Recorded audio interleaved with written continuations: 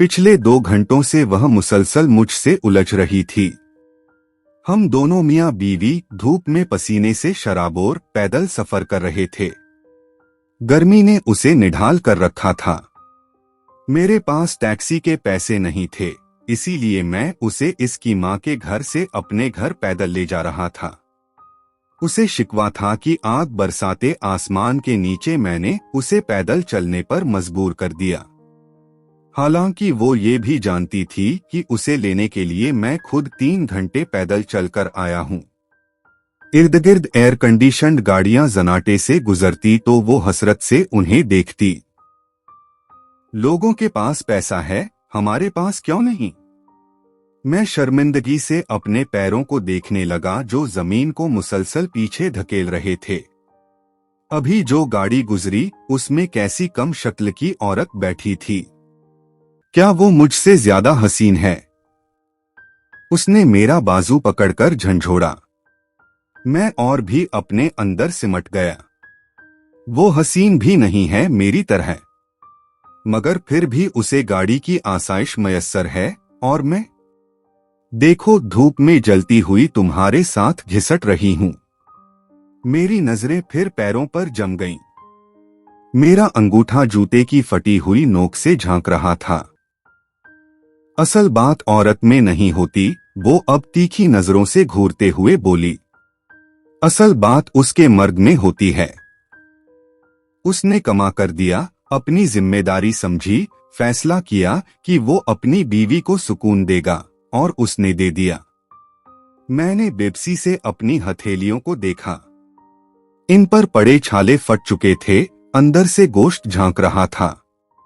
Cement और गारे की मजदूरी की यही सबसे बड़ी सच्चाई है कि आप चाह कर भी हाथों के छाले नहीं छुपा सकते।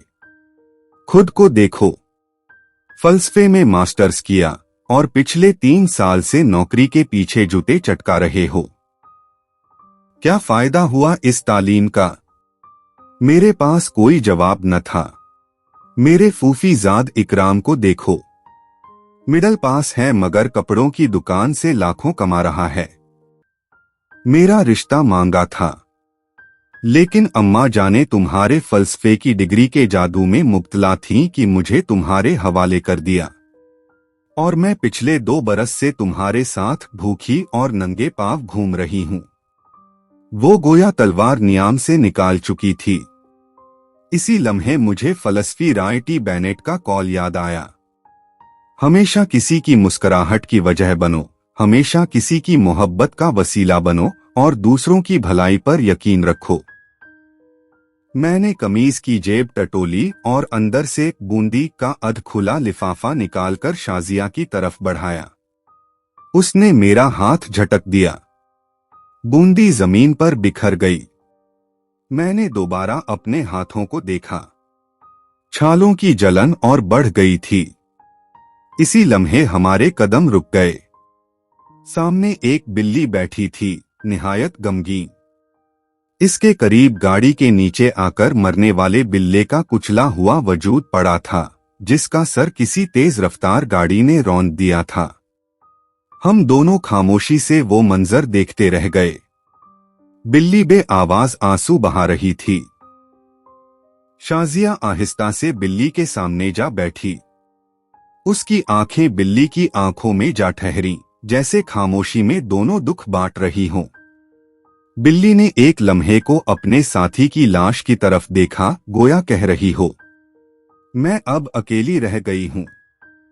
शाजिया के वजूद में कपकपाहट दौड़ गई। उसने मुंह पर हाथ रखकर बेआवाज रोना शुरू कर दिया। गाड़ियां शोर मचाती गुजरती रहीं मगर वो अपने अंदर टूट चुकी थी। अचानक वो उठ खड़ी हुई और सब कुछ भूलकर मेरे गले लग गई। मेरे दोनों हाथ अपने हाथों में लेकर जख्मी हथेलियों को बार बार चूमा, आंखों से लगाया। उसके आंसू मेरे छालों में उतरे तो एक अजीब सा सुकून फैल गया। मैंने फिर बिल्ली की तरफ देखा। उसकी आंखों में झलमलाते आंसू साफ दिखाई दे रहे थे। कभी कभी इंसान को किसी और के दुख में अपना असल सच नजर आ जाता है। और छाले शिकायत नहीं, कुर्बानी बन जाते हैं।